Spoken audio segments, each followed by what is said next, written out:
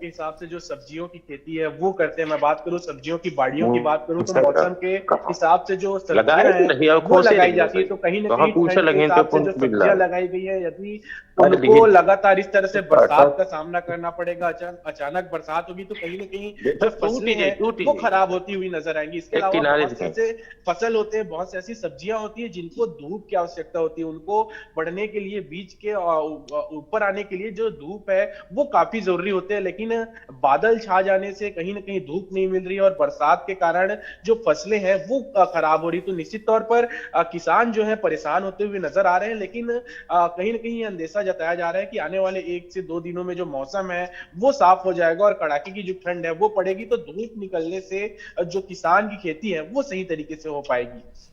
ठीक है, अगर आगे आने वाले दिनों में बारिश से किसानों की फसलों को नुकसान पहुंचता है गौरव, तो फिर उसका भुगतान किस तरह से होगा? जी बिल्कुल, देखिए अभी तक ऐसी कोई स्थिति, गंभीर स्थिति जो है छत्तीसगढ़ में तो अभी नहीं देखी जा रही है, क्योंकि जी। जो राजधानी की मैं बात करूं तो उतनी तेज बारिश जो है नहीं हुई। लेकिन खासकर बस्तर के क्षेत्रों में जो इस तरह की स्थिति बनी हुई है, तो इसका जायजा जो है सरकार है, उसकी जानकारी जो है उनको पड़ रही है, और उस पर जो निश्चित कार्रवाई की स्थिति जो बनेगी वो सरकार करेगी। बिल्कुल, यानी कि कहा जा सकता है कि अभी तक के जो हालात बने हुए हैं उनको देखते हुए किसानों की जो फसलें हैं उनको ज्यादा नुकसान नहीं पहुंचेगा और जी किसानों की फसलें जो है एक तरह से सुरक्षित है। ठीक है गौरव, आप बने रहिएगा। मैं जानकारी लेती हूँ आपसे, लौटती हूँ आपके पास।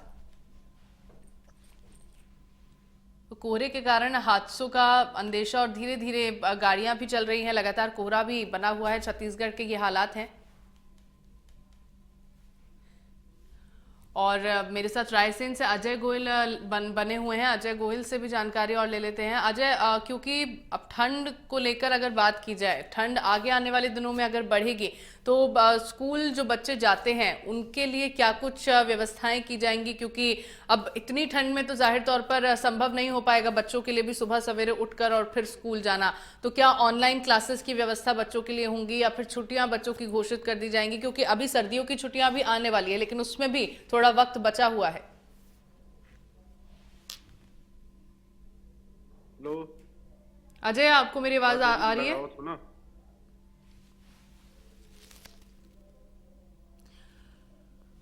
चलिए, अजय से संपर्क टूट गया है, फिर से साधने की कोशिश करेंगे। इसी बीच राकेश कनौजिया मेरे साथ बलरामपुर से जुड़े हुए हैं। राकेश, जैसा कि मैंने अजय से सवाल किया था कि बच्चों को लेकर क्या कुछ व्यवस्थाएं की गई हैं, क्योंकि आगे आने वाले दिनों में अगर ठंड बढ़ जाती है तो ऐसे में उनके लिए क्या व्यवस्था रहेगी? उनकी पढ़ाई को लेकर क्या कुछ अरेंजमेंट्स किए जाएंगे? क्या ऑनलाइन क्लासेस रखी जाएंगी बच्चों की या फिर छुट्टियां थोड़ा पहले कर दी जाएंगी? क्योंकि अभी आने वाले दिनों में बच्चों की सर्दियों की छुट्टियां होंगी लेकिन उसमें अभी थोड़ा वक्त है, तो क्या पहले से वो छुट्टियां कर दी जाएंगी या फिर जो बचे हुए दिन है उनमें ऑनलाइन क्लासेस का अरेंजमेंट होगा या फिर उसी तरह बच्चों को स्कूल जाना पड़ेगा? नहीं, देखिए अंशिका जी, बलरामपुर जिले की यदि हम बात करते हैं तो यहाँ पे देखिए जो बच्चों का छुट्टी है वो छुट्टी हो चुकी है।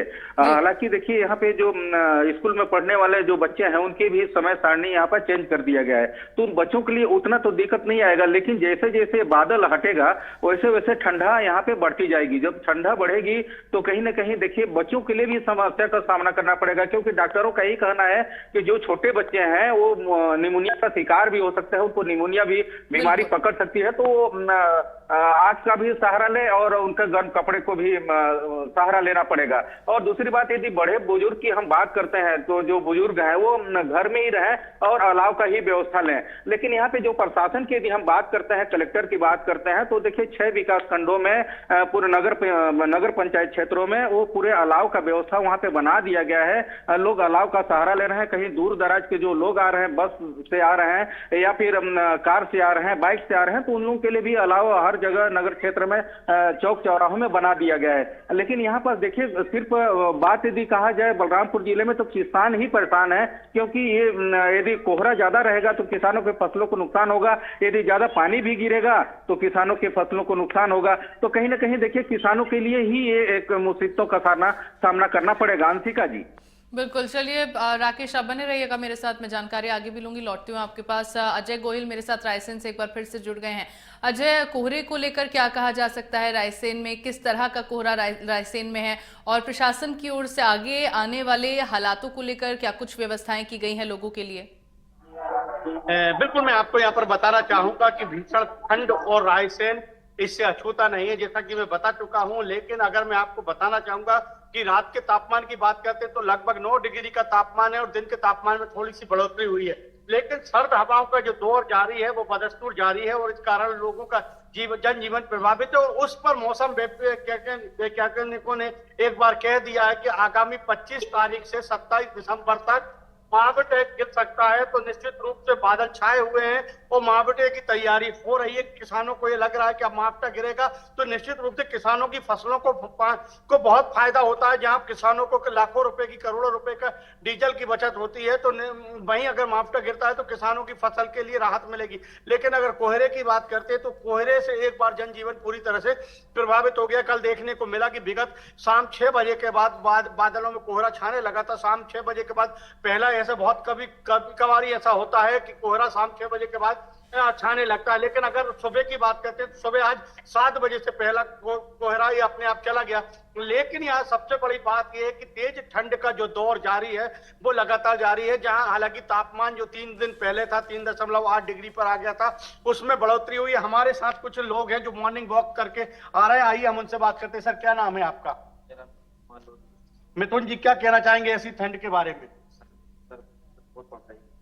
ऐसी ठंड पहले कभी देखी? हाँ, पहले टाइम नहीं देखी सर। पहले कभी नहीं देखी। सर, आप क्या कहना चाहेंगे?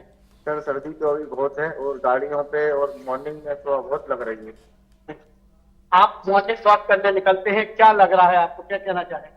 सर, मतलब हमारी युवा पीढ़ी है उसको मॉर्निंग वॉक करना चाहिए सुबह सुबह, क्योंकि उनका जो 18 की उम्र से कम से कम 25 साल 30 साल के हर व्यक्ति को मॉर्निंग करना चाहिए और युवा पीढ़ी को खास तौर से करना चाहिए। लेकिन ठंड के लेने के बारे में क्या कहना चाहेंगे? तो सर्दी का क्या है उनके शरीर पे तो आप देख सकते हैं यहाँ पर ठंड का जो असर है। इनका मॉर्निंग वॉक करने वाले लोगों का कहना है कि जहां हम सुबह 5 बजे निकलते थे ठंड में मॉर्निंग वॉक करने, लेकिन भीषण तेज ठंड के कारण 6 बजे के बाद निकल रहे हैं।